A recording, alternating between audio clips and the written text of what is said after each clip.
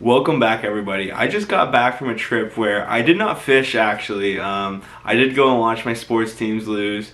However, I also made it to Tackle Bros in Peterborough. Tackle Bros is my local, I guess. They emphasize on JDM tackle. That's really why I go there. It's why I like the store. A lot of stuff that's just hard to find here in Ontario and Canada. So whenever I can make the trip up there and get my hands on some stuff, I always like to take the opportunity. I didn't go crazy in this one. These are just a few baits that I really want to get my hands on before the season ends. It's getting pretty cold here. I'm not gonna lie, I have maybe 1-2 more fishing sessions out.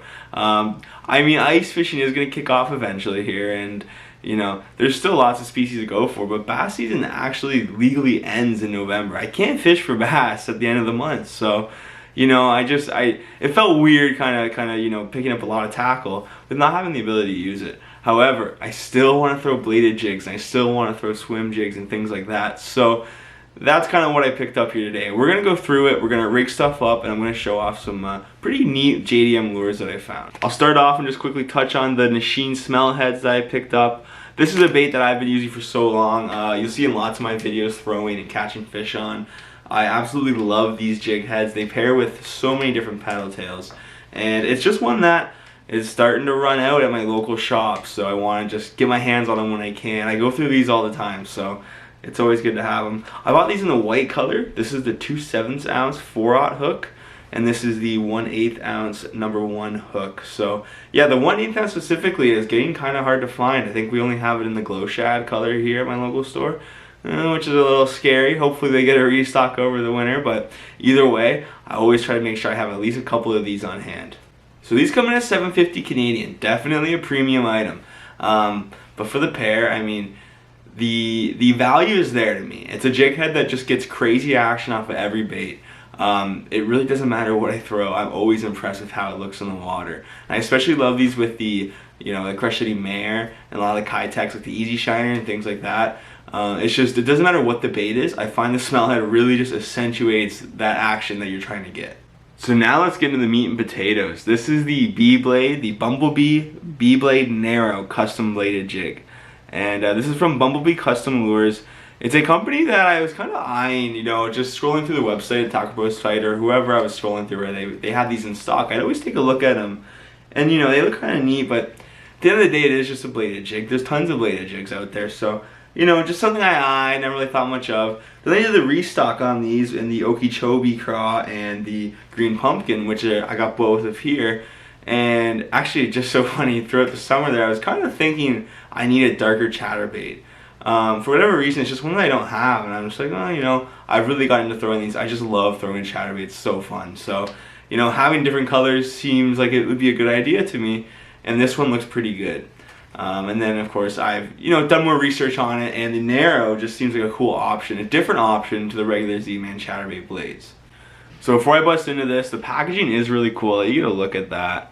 I just love the back, and it has the blade stick there, which is the trailer they recommend. I did pick some of those up, and we're going to talk about that in a minute.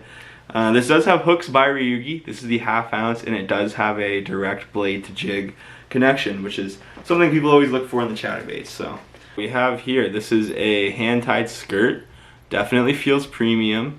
I mean, the skirt is almost perfect, and it's not too bulky, not too much either, which is nice. That narrow blade, really small narrow blade, which is kind of nice. I think just a slightly different action, like I say. It's nice to have that option.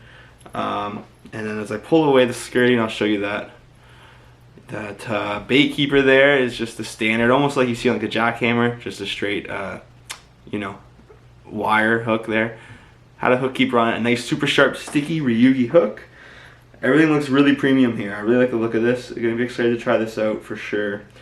And there's that jig head design. Something a little different than, you know, just a regular chatterbait head, but nothing too crazy, but everything looks like some really high quality components. I got this in the 1/2 ounce. I've started to kind of get away from the 3/8 ounce chatterbaits. I like the 1/2. I think going a little bit heavier just allows me to burn a bit faster, get deeper as well if I need to. It just gives me a bit more options when throwing the chatterbait. So like I said earlier, we're going to talk about the Bumblebee Lures blade stick and the 4.5 inch. This is the chatterbait trailer that they make, and I mean, 4.5 inches. It's a little bit longer than a lot that I have. I end up throwing shorter trailers for whatever reason. It's just kind of what I've gone to. I've actually like the Geecrack Bellows Shad and the Bellows Gill as chatterbait trailers. So going back to kind of that basic standard longer, you know, straight tail chatterbait trailer is going to be interesting to me. The color here, I can't read a color on this. I do believe it's on the sticker there, possibly, but this looks like a scuppernog color, just that kind of dark reddish brown. I'll pop one open here for you. Yeah, really thins down for that tail. Lots of movement you're gonna get out of that. I mean, that's just super loosey-goosey, ready to go. But overall, just a standard, you know, chatterbait trailer, bladed jig trailer. They're all kind of a similar idea. The usual one I throw is the freeloader, which is a bit heavier of a plastic. I guess, I don't know if it's the denser plastic that does that, but there's not as much movement in the tail. So this is going to be kind of interesting. This is more like your Big Baller Z or like, you know, your Z-Man options. So just a slightly different action off of this for sure. And yeah, we're going to pair it up with the chatterbait right now. Okay, not the easiest. Because that body is really thin, it's actually kind of difficult for me to thread on. I'm bad at threading baits as is, but there it is, the full setup. The scuppernog is not the perfect color matching, but I do actually like it. I mean, at the end of the day, you just need a dark plastic to pair. I don't think it's a huge deal. And looks good. Looks good. A good length for it, obviously. And yeah, I mean, you're going to get lots of action with that. Something I'm going to be throwing for sure. I like that bladed jig trailer a lot, actually. I just think it has a good look and a good plastic density. It's nice and soft, so yeah, it'll be worth a try for sure. Now the last thing I want to show you today was this Geecrack Bellows Gill. This is the 2.8 elastomer. I've gone through, we did a huge haul with a bunch of Geecrack. We had shads, Bellows Gills, elastomer, not elastomer, and through that I kind of realized what I do and don't like. What it comes down to is the smaller, the 2.8 and below, Bellows Gill and Bellows Shad, I think I prefer an elastomer just because there's so many bluegills and panfish around here that are nipping the tails off of those. I just started throwing the 2.8 Bellows Shad, but straight up on a jig head or on a bladed jig, you know, and it was just constant. The tails are getting ripped off. So I thought, why not go elastomer? Now with the bigger, I do find that the softer plastic does get a lot more action out of it for sure. So if you can get away with it, definitely use that. However, I just think I need the durability for what I'm using these for. You know, it's mainly like Geeka rigs, you know, free rigs, or basically bladed jig trailers are the only things that I'm really using them for. So it's not super important to have that extra action. So yeah, the floating type elastomer is pretty cool because it comes in these own little, you know, plastic holders that actually have a slot for hook, you know, if your EWG kind of hooks and everything. So yeah, really cool little packaging that I love about them. And we'll put this on the chatterbait. I don't know that it's gonna work with that chatterbait. I do have some smaller options that I was kind of hoping to pair with, so we'll see how this all looks. Okay, so I played around with it. The 2.8 is definitely a little small for this chatterbait, and honestly, the 3.8 is like slightly too big. But either way, I really want to try this combo because, like I said, I really got into throwing the Bellows Gill as a chatterbait trailer. So one of my best fish of the year actually was caught on that. So it's just something that I find is you know, different enough to get a bite. So yeah, I'm gonna keep throwing it, and I want to keep throwing it, and I want to give it a try on this. The black 3.8, and that is the elastomer, and that hook point does come out maybe just a little bit too early. I could probably trim it down or something, but either way, I think that's still gonna get bit 100%. And yeah, that you know, that gill body is just gonna give off a lot of vibration in the water. I think it might work. I'm not sure how this blade's gonna handle it. It might be slightly different than what I've used to with the Bellows Gill as a trailer, but either way, gonna try that. Definitely gonna try the Bumblebee trailers on here, and I will show you actually what I said, the 2.8 on a chatterbait. Okay, it always takes me a while to get these things rigged up with the elastomer. The Geecrack elastomer is like insane to work with, man. If you're trying to put it into a screw lock, that is not gonna work. And I mean, even just rigging it, you know, trying to slide it up a hook is not easy, man. This stuff is like Lastech on steroids when it comes to durability, I guess.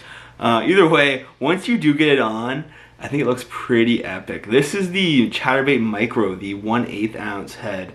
And then the skirt came off of it, and I'm just running it naked right now, and I mean, it looks pretty awesome with baits like these. the slightly thicker bodier baits, I find just run really well on it. So this will be my 2.8 Bellows shad replacement in this setup. The gill is an elastomer, so I'm hoping it'll last a little bit longer. Either way, you know, the chatterbait bite has not been there. It's something I've been forcing, but it's something I've been wanting to force because I like throwing it. I'm just having fun using it. So having some different options is going to be good as we go into these last few days of fishing. I mean, it's starting to get cold, it's starting to get shitty weather. I just want to power through and maybe get a couple more fish on things that I want to throw, right? I'm not dragging worms, I'm not dragging neds, nothing like that. I want to throw some big baits, catch some big fish like I did last fall. And you know, maybe even some pike-like chatterbaits. So that's the joy to throwing them right now. So either way, I want to thank you all for watching. I hope you enjoyed taking a look at some tackle I got, and maybe got some ideas for yourself. You know, I want to say thank you to the Jays for letting me watch some great baseball over the last couple weeks. And yeah, other than that, thank you all for watching. Take care, like, comment, and subscribe.